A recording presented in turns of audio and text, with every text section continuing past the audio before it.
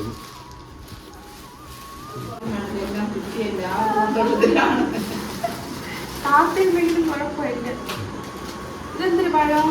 എന്തിനാ പാളയം കട ഞാൻ എങ്ങനെയൊക്കെ വലിയ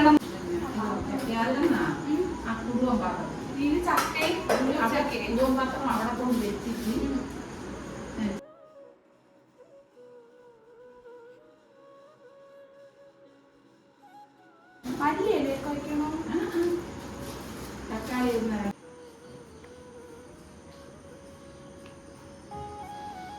അങ്ങനെ കഴിക്കണം. രണ്ടും കാണണം കൊണ്ടിട്ടാ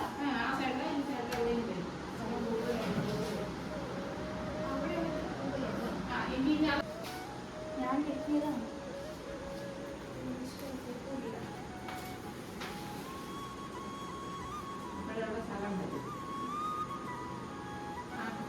ആ സൈഡിലുള്ളത് അങ്ങനെ അങ്ങനെ അങ്ങനെ മതി മതി മതി.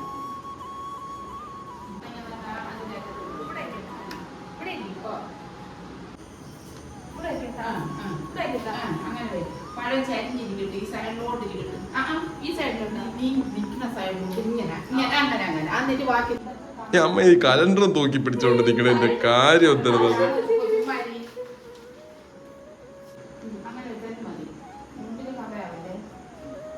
മുണ്ടിൽ ചെളി പുരളരുത്. മുണ്ടിൽ ചെളി പുരളരുത് മുരളി.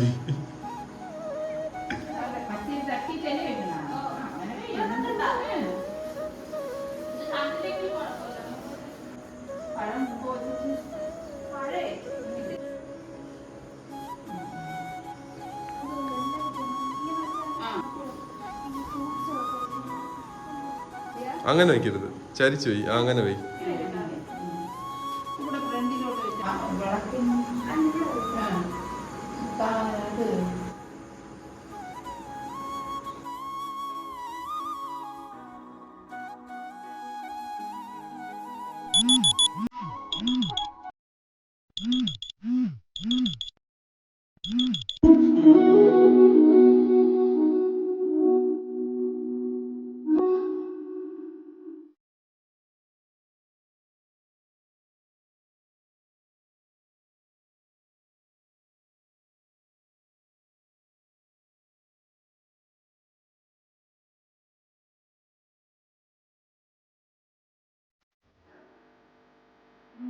അങ്ങനെ കണിയൊക്കെ കണ്ടിട്ട് നമ്മൾ സദ്യക്കുള്ള പരിപാടികൾ തുടങ്ങി.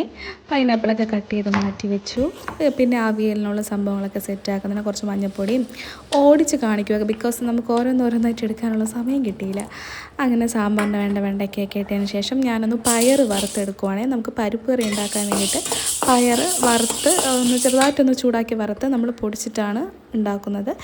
ഇത് അവിയലിലോട്ട് കുറച്ച് ജീരകം, വെളുത്തുള്ളി, പച്ചമുളകൊക്കെ ഒന്ന് ചതച്ചിട്ട് വെന്ത മിക്സിലോട്ടാണ് ഇട്ടത്. ഇത് പുളിവെള്ളത്തിൽ കുറച്ച് മുളക് പൊടി, മല്ലിപ്പൊടി, ഉലുവപ്പൊടിയൊക്കെ ഇട്ട് സാമ്പാറിൻ്റെ വെന്ത മിക്സിലോട്ട് ഒഴിച്ചായിരുന്നു. ഇത് ഓൾറെഡി പരിപ്പും പച്ചക്കറിയൊക്കെ വേവിച്ച് വെച്ചേക്കുന്നത്.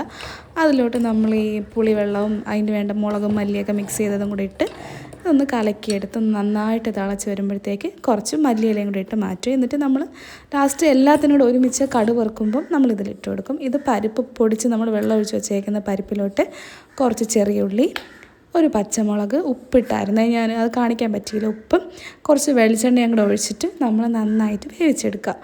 ഇത് പെട്ടെന്ന് കുറച്ച് കടുമാങ്ങയ്ക്ക് സെറ്റ് ചെയ്തെടുക്കുന്ന എളുപ്പത്തിലുള്ള കടുമാങ്ങയാണ്. അങ്ങനെ എല്ലാ സംഭവവും നമ്മൾ സെറ്റാക്കി സദ്യ വിളമ്പി തുടങ്ങി. നാരങ്ങ അച്ചാർ, മാങ്ങ അച്ചാർ, ബീട്രൂട്ട് പച്ചടി, പിന്നെ പൈനാപ്പിൾ കിച്ചടി. വെള്ളരിക്ക കിച്ചടി വയ്ക്കാൻ കിച്ചടിയോ പച്ചടിയോ സംതിങ് മിസ്റ്റേക്ക് വരും. അത് വയ്ക്കാനുള്ള സമയം കിട്ടിയില്ല, അതുകൊണ്ട് അത് ഉണ്ടാക്കിയില്ല. പിന്നെ ഇത് ക്യാബേജ് തോരനാണ്. ക്യാബേജ് തോരൻ സൗണ്ട് ഇതുവരെ ശരിയല്ല, അപ്പോൾ അതൊരു കരകരപ്പുണ്ട്. പിന്നെ കുറച്ച് അവിയൽ, കുറച്ചധികം അവിയൽ, നല്ല ടേസ്റ്റ് ഉണ്ടായിരുന്നു, അതുകൊണ്ട് കുറച്ചധികം വെച്ചു.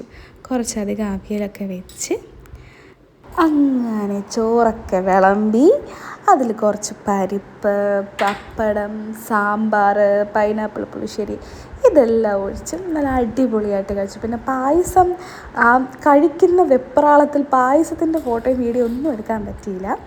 അപ്പോൾ ഇങ്ങനെയായിരുന്നു എൻ്റെ ഒരു വിഷു. അപ്പം ഫ്രണ്ട്സ്, നിങ്ങളുടെ വിഷു എങ്ങനെയുണ്ടെന്നൊന്ന് എന്നോട് പറയണേ. നിങ്ങൾ കണി വെച്ചോ, നിങ്ങൾ സദ്യ ഉണ്ടാക്കിയോ, എങ്ങനെയായിരുന്നു നിങ്ങളുടെ വിഷു? എങ്ങനെയാണെന്നൊന്ന് കമൻറ്റ് ബോക്സിൽ പറയണേ.